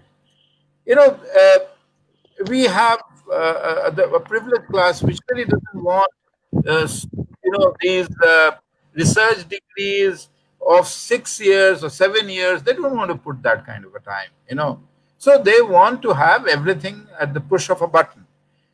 Plus, their orientation is to, okay, a fairly large number of them in sciences, they don't do MPhil. Because, it's a lab-based kind of an experimentation which can be done, or whatever substandard or standard research that they do in their labs. But in social sciences, humanities, I think, in India, ever since MPhil came, it really energized the system. We have been producing gradually better research over the years. I can see, working in a predominantly research university, that really helps the students understand the problem much better. Because it is not, I don't think, these inspirations to doing research comes with the push of a button. It comes certainly through greater amount of time that you spend. Now, this is not to the liking of the ruling classes. They're certainly not to the liking of those who are really oriented towards Ivy League universities, going and settling down elsewhere, and applying for. So they don't want to waste time on. So that is why 4+1 or whatever, 4+, and then you would like to fly off to a destination where you can do research. Similarly here, so they don't want to. You can see, why the qualification for MPhil and PhD was made the same, that, you just got to have an MA or MSc, and you can apply for PhD. My experience is that, those who have spent longer period of time doing MPhil, they really do much better in doctoral research. Some of these academicians who really feel that this is not needed, especially because I know, because there is a class bias towards it, and therefore, MPhil had to be done away with. Now, I'm really worried about the future of those who are currently in the MPhil classes. What is the alternative that the government have to suggest for them? That is. Yeah, so this is my question, Shaukat. This is my answer, rather. Thank you. Thank you, sir. Thank you for answering. So we can have the next question now. This question is for you, Abhishek. हाँ, Yeah. बोलिए Asika. Okay. The question is, can you comment on how students or SU are planning to do DUT NEP, and what is the plan ahead? पिछले जब से हम लोग विश्वविद्यालय परिषद में है, सरकार आई है, तब से लगातार लड़ाई लड़ रहे हैं, और जो हम यूनियन की तरफ से जो एनईपी की लड़ाई है, उसमें एक बड़ी जो बात आ गई है कि कुछ संगठन, जो छात्र संगठन है, खास करके अखिल भारतीय विद्यार्थी परिषद और उनसे जुड़े हुए जो बुद्धिजीवी हैं, वो लगातार अलग अलग सोशल प्लेटफॉर्मों पे ये भाषण देते चल रहे हैं कि ये कितना बड़ा जो है एजुकेशन मतलब रिकमेंडेशन है, नेशनल एजुकेशन पॉलिसी है, और इससे भारत का भविष्य बदलने जा रहा है। जो हमारी प्लानिंग है इस कोविड में कि हम डिजिटल प्लेटफॉर्म पे और डिजिटल प्लेटफॉर्म से इतर जो आम लोगों के बीच जो है इस बात को लेकर जाएं कि जो और खासकर उन वर्गों के पास जाएं जो वर्ग वर्तमान शिक्षा पद्धति से ही परेशान थे, एक्सेसिबिलिटी नहीं था, उन लोगों को एकजुट करें कैंपस में और कैंपस से बाहर। और ये प्रक्रिया हमने शुरू की है और मुझे लगता है पीएसएफ ने भी शुरू किया है कि इस तरह से टॉक करवाना, लोगों तक जाना। एक बहुत एक समस्या आ रही है फिजिकल डिस्टेंसिंग के कारण कि आप सड़कों पे कई बार नहीं उतर पाते हैं अगर घनत्व ज्यादा है जनसंख्या का तो। लेकिन बंगाल और दूसरे जो राज्य हैं वहां जिस तरीके से बड़े स्तर पे विद्यार्थी इसका विरोध कर रहे हैं, बुद्धिजीवी विरोध कर रही है, जो शिक्षक ऑर्गेनाइजेशन है डूटा जो है, यूएसटीए है, बहुत सारे जो शिक्षक संस्थान हैं और शिक्षकों की जो प्लेटफॉर्म है वो भी इसका विरोध कर रही है। और हमें लगता है कि एक साझा विरोध करके हम इस एजुकेशन पॉलिसी के खिलाफ एक बड़ा मूवमेंट खड़ा करेंगे। Thank you. Thank you, Abhishek. So actually, we are getting too many questions right now, but due to the time constraint, we are unable to take all the questions. And it's already past 9, so I think we can close the session now. We are really sorry for the questions we have missed. I guess you can connect to this Professor, Ma'am, and Abhishek and clarify your questions later. So, on behalf of PSF, I thank Abha ma'am, Professor Sachidanand sir, and Abhishek for coming here and taking this much of effort and time to actually analyze this policy. And I think we will all go back and read this policy again and reflect on what is actually written in there, other than this sugar-coated presentation they have. So I really hope we can all. Before you close down, can I just give you one small example? I don't know whether Professor Sinha has already pointed it out. My connection was very weak. One small thing, the day the policy was passed through cabinet, I want to tell after draft new education policy 2019, we searched when the news reports were coming that policy will be passed, we could not get any document. On the day the draft was, cabinet passed a note on it, we came to know there was in circulation a draft called New Education Policy Final for Circulation. Okay. And this was given to us by reporters and all. And this document was with everybody, and I went to various platforms to speak on it. And including ABVP leaders are talking about right to education, which has been now extended from class 3-year-old child to 18-year-old child. It will be covered under RTE.